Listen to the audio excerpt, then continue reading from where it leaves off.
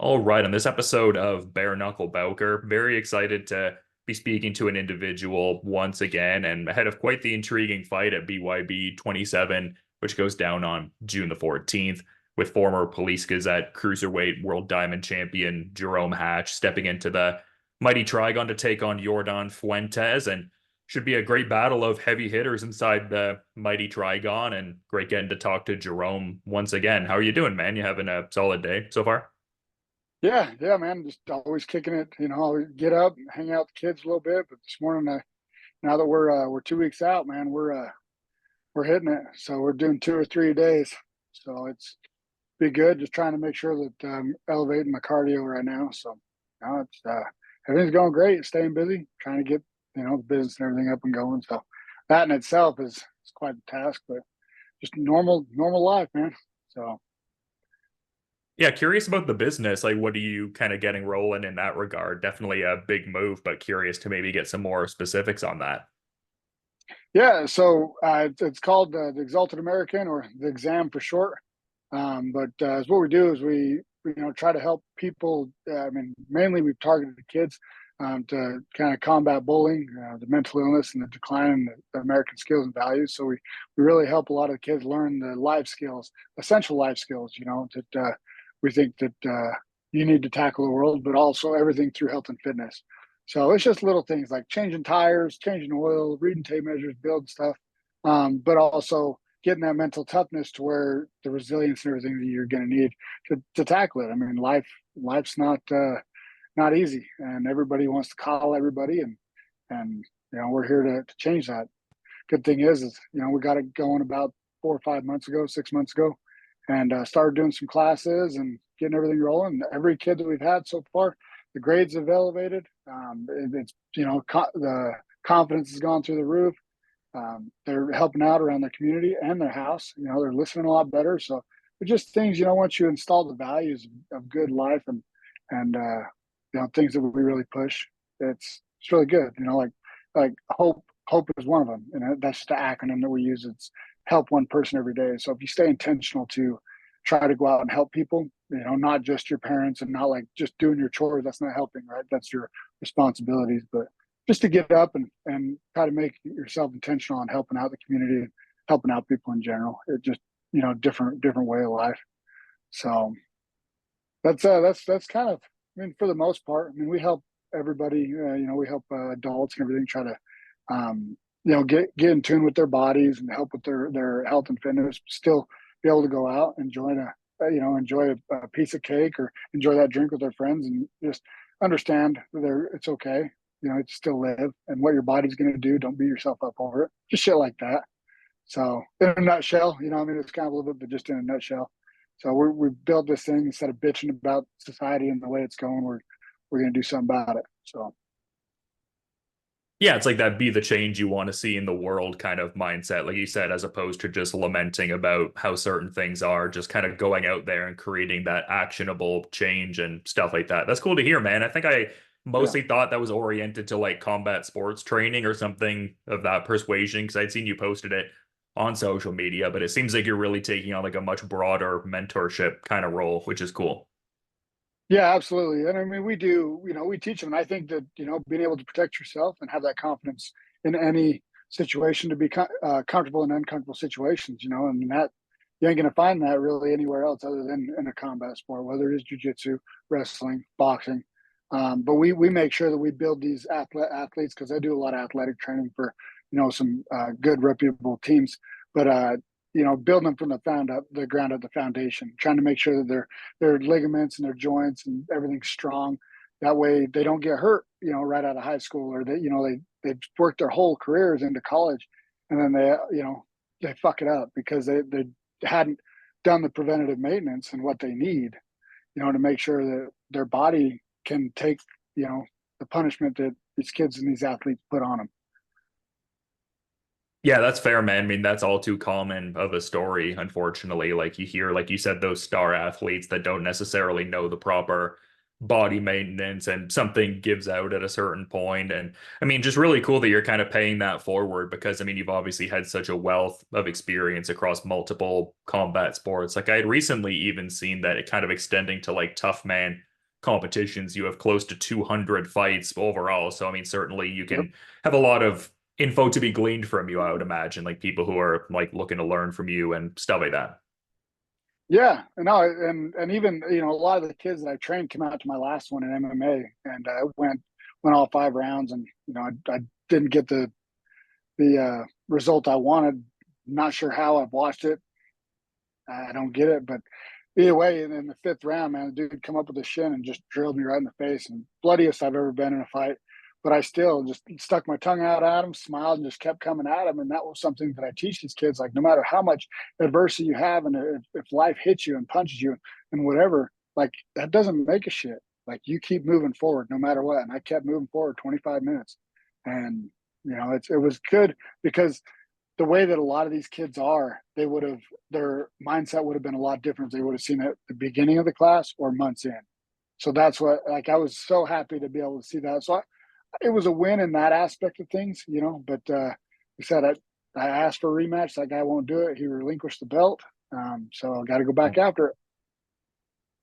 So is the belt there vacant, I guess? And I guess it's kind of like an additional part of the question. I mean, you kind of touched on it there. Like it seemed like a few onlookers and whatnot looked at that fight as one that you could have even potentially won. And you yourself said like you watched back on it and you were like, oh, I don't necessarily know how that panned out. So, I mean, I guess like what is the mentality like in a certain sense? Because I feel like when there's like a loss in a guy's rear view heading into the next fight, maybe that informs the mindset in a certain sense, but maybe it kind of muddies the waters a bit if it's one of those like kind of razor thin, sort of questionable split decision kind of outcomes, I suppose. Yeah, no, it was definitely, it was a split decision. I don't understand it, but again, you know, um, I'm just, the way that I look at it in life and everything. I have a thing that we also teach in the class. It's called the 3 A's, which is assess, adapt, attack. So you assess everything. You assess your situation. You adapt to it. No matter how adverse it is, and then you attack. Whether it's your homework, whether it's a chore, whether it's your work, whatever it is, like that. That's kind of the way we do it. So on this aspect, when I lose, I got 24 hours, right? So I go back to the drawing boards. I'm like, okay, how did I lose? What do I need to do? And I dissect myself as a third party, looking in. And but I got 24 hours, so I feel it. I'm like, fuck, that sucks, whatever. But whether it's with a loss or a win, and I say, cool. I reflect on what was going on in my head and where I feel, and then 24 hours, it's done. I'm right back to the grind and what I got to do. So I do that with everything. Unfortunately, even with with deaths and stuff, I feel it. I let it feel me and understand. And I just lost my grandpa. Rest in peace. Another one, and it is. I mean, it's life. So we just have to, no matter what life throws at you, shit don't stop. We got to keep moving forward at all times, at all costs. Yeah, well, I mean, my condolences for the loss, man. It's always hard to lose a family member, especially someone who's like that much of a pillar and everything like that. So, like outside of any combat sports questions I have, just wanted to, give my condolences in that regard. I appreciate it, man. No, I do. I greatly appreciate that.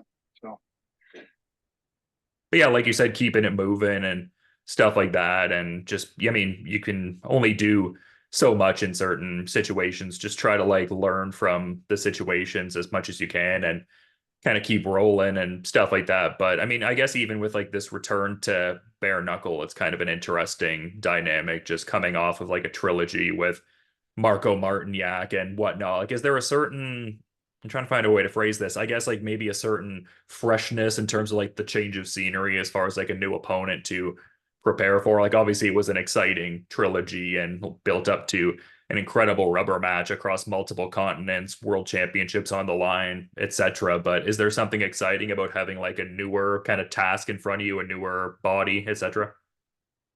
no, I don't look at any fight usually different. That last one, obviously, the way it went, I didn't, I didn't show up. I showed up for the wrong reasons. Times are tough. I went for the wrong reasons, and again, I put that out there, and I didn't show up. And I feel bad, not because of my performance, but because Marko even said, hey, like, that wasn't you. I wanted the best you, and he didn't get it, and he knows that. And I get that, man. I've talked to Marko quite a bit, man. Good dude. But I failed myself for not showing up on such a high stake fight. But I just it is what it is. So it is nice to have another body, and I'll make myself undeniable and show them exactly where I'm at. My head's right. I'm going to focus more to bare knuckle. I was able to transfer back and forth between, and now they're doing shows every month. And now they're the biggest, bare knuckle organization with the deepest roster. I'm excited. They got a lot of 205s, so I will work my way back and, like I said, make myself undeniable to where they can't, they can't deny me that again. So, but that's kind of where we're at. So I got a few years, left in me that I'm going to do it, and I'll really focus to bare knuckle. And as long as they can keep me busy, that's my biggest thing. I like to stay busy. I like to fight, every 2 to 3 months. Yeah, and that was one of the things I wanted to touch on at one point. You kind of, put your finger on the pulse there a little bit, just with BYB acquiring BKB relatively recently. I mean, that must be exciting because you've been a part of those cross-promotional events, obviously, like the fights with Marko fitting within that BYB versus BKB framework. Like that must be exciting for you as a fighter at this juncture in your career, just such a deep talent pool of guys to potentially throw down with, I guess. Yeah, no, it's way exciting. I'm happy for Greg and Mike and the whole BYB team, and a lot of it is because they're like a family, man. I want nothing for nothing but best for them. So they treat me good, and so I'm just, when I heard all that stuff, man, I was thrilled for them. Because they're moving the needle at all times. Even if we don't know the moves they're going to make, they're constantly trying to progress and make this the best bare knuckle organization, and I believe they are. So it's we've looked elsewhere before, and then when I got signed with them, man, and I started fighting for BYB, man, I was thrilled. I actually have a shirt from the BKB from Friedman, or not Friedman, but Joe and all those guys out there. When I went out to London, they gave me a shirt, and I wore it. I'm like, it's pretty fucking cool to be able to be a part of something that has come together. And that's the biggest thing about us, right? We all want to be part of something. So to be part of something like that, that's a good thing. You know what I mean? Yeah, it's super cool to see, man. Definitely like big game changer kind of news. The fact that they acquired BKB and they're kind of having that BYB Europe branch of the brand now just shows how global it is and stuff like that. And, touching on the deep talent pool of guys there is. I mean, this next opponent, the one squarely in front of you right now. And I guess I'm just curious to maybe get some thoughts you might have on Yordan Fuentes, because right now, 2-0 under the BYB banner so far, got that finish in his first fight and went the distance and got the win on points over DeWitt Dixon in his second fight in January. Like, what are your thoughts on, I guess, some of the better skills you may have seen from him and just the overall bare knuckle resume so far? Like, obviously, you have more experience in terms of total amount of bare knuckle bouts, but what have you seen from him so far in terms of some of his better skills and what he's done in the Trigon? You catch a win, you catch a win, and I think it's great. He was better than his opponent. I've watched those two fights. I never underestimate anybody because it only takes one, especially in bare knuckle. But at the same time, I'm not impressed. You know what I mean? I was more impressed with Marko stuff, and I wasn't impressed then. So, I think that it's a good. I'm grateful that he was able to get me in and find. I'm thankful that he took it, but I don't overstep him because I was that guy. You know what I mean? I come in and I was the underdog. So, but at the same time, he doesn't. He ain't got the power. You know what I mean? I got the power. So it's just kind of it's an equalizer no matter what. But I have been breaking down everything that I've done, and you'll see a whole different fighter in there because I have taken it and I started breaking down everything and trying to become a different fighter, but with that power. It's going to be good. I see a lot of things that he does. He's going to know real quick that he fucked up. So he's in there with the wrong person. Then the Trigon favors me. So he sits outside a lot. He really ain't got he ain't got the power. I mean, I don't know anybody that can sit there and go 3 or 4 rounds, 5 rounds, in bare knuckle if you can utilize it. So he might think it's fun. He might think he's gonna be able to try to grind it out, but there ain't gonna be nothing. I don't see it going past the first. You know what I mean? Maybe even the second, if he's lucky. But I don't even see that. Yeah, it's going to be an interesting fight. A lot of interesting machinations to the contest. And we've touched on Marko a couple of times here. Like, I guess one of the things I wanted to sort of reference, because I thought it was nice. You were talking about how he's like a good guy. And I even recently saw that on social media where he commented on a clip from the first fight you guys had where you got the victory and he thanked you for the fight. And he was saying, you put me down on the ground. And after this, I became a better fighter. And then he said, see you in 2 weeks, which would imply that I guess he's coming out to this one maybe. And I saw Don Pavia saying like, oh, it'd be great to see Marko, cornering Jarome in this fight. And he was like, oh yeah, if he wants me in his corner, I would love to do that. Is there any word on that? Like, is he going to be cornering you, or you got your corner guys solidified already?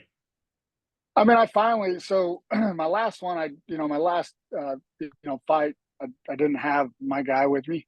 I do have him. He's back. He was going through a lot of personal shit and getting everything ironed out that way, so he wasn't able to make it. And it just you could tell, it just didn't feel right. He's been in my corner for so long.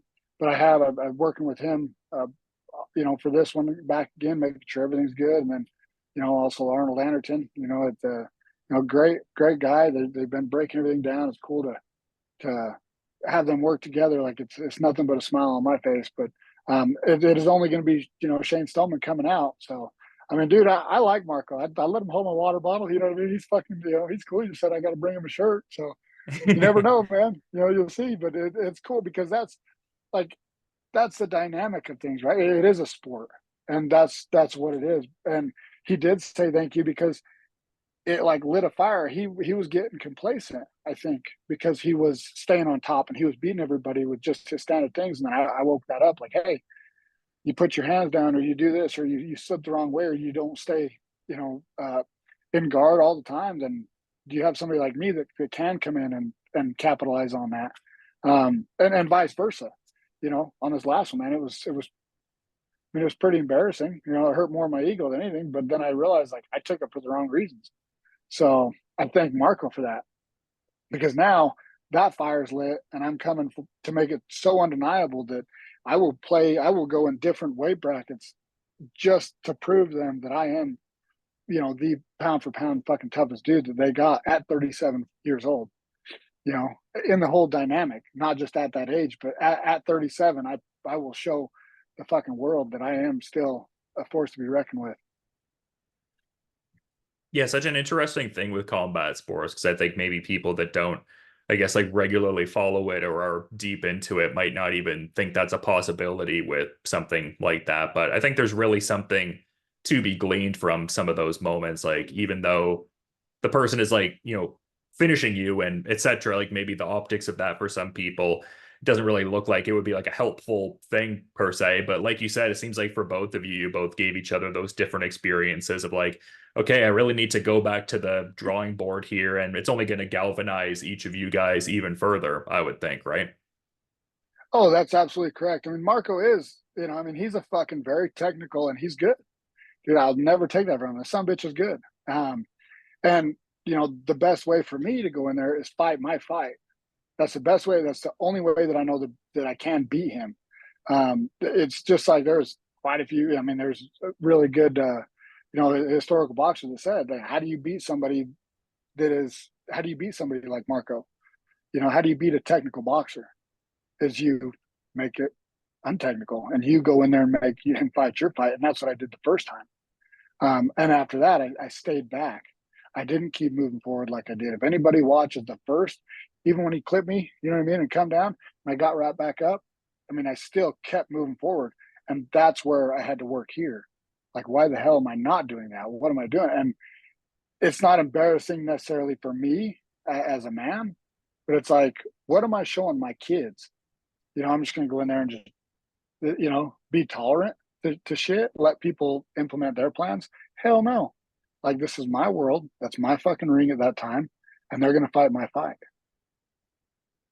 Yeah, and it seems like from what you were saying there, you're looking to get back to the general bare knuckle trend because all your wins up until this point have been first round finishes. And it seems like that's what you're eyeing in this next one. So yeah, I'd love to hear that. Yeah, no, I mean, dude, it's like I was told, dude, you get paid either way. You know what I mean? You get paid the same. You don't get paid overtime. Like, fuck, let's get her done. So Yeah. I'll get in there and knock it out. I can get paid the same amount for 1 minute, 30 seconds or 15, 20 minutes. Like, doesn't matter. So I'm gonna go in there and I'll get it done. And I have the stamina and I have everything to put this dude down, no problem. I don't see any possible way unless it's the lack of me, me implementing, me keep my hands up, or me, my fault. I beat myself. He don't beat me. I beat myself. If that is a possibility, but I don't see it. I really, honestly don't. And I'm not like talking shit, like being like, oh, there's no way. There is a way. But I'm telling you, the only way he does it, he finds me not implementing my shit. Well, it's going to be a very exciting fight, man. I mean, you've always been one of the more like action heavy guys in the Trigon. And like you said before, I think the framework lends itself well to the attributes you have, both in terms of not just the Trigon, but just the general BYB rule set and just, yeah, an exciting time in the sport overall, man. But it's been great getting to have you on and get some insights from you. I guess I'm wondering if maybe you might have a final thought to add as we're kind of wrapping up, though, Jarome.